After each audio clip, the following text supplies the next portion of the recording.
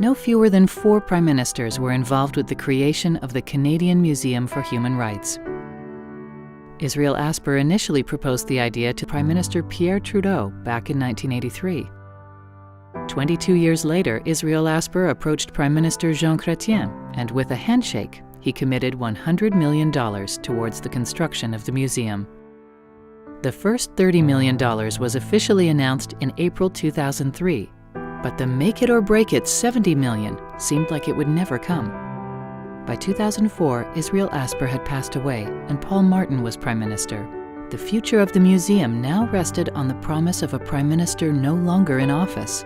Yet despite huge grassroots support, the political, bureaucratic, and financial obstacles seemed too great to overcome, and the project appeared doomed. The election of the Conservatives and Stephen Harper as Prime Minister in the 2006 federal election was a decisive moment for the CMHR. Prime Minister Harper was impressed with the successful fundraising efforts and supported the concept of a new national museum outside of Ottawa.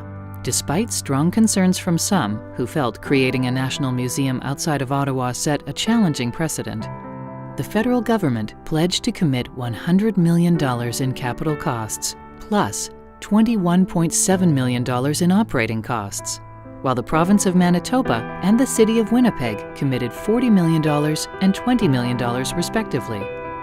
The Friends committed to raise an additional $105 million from the private sector. It was an act beyond party politics. It was a statement of national values.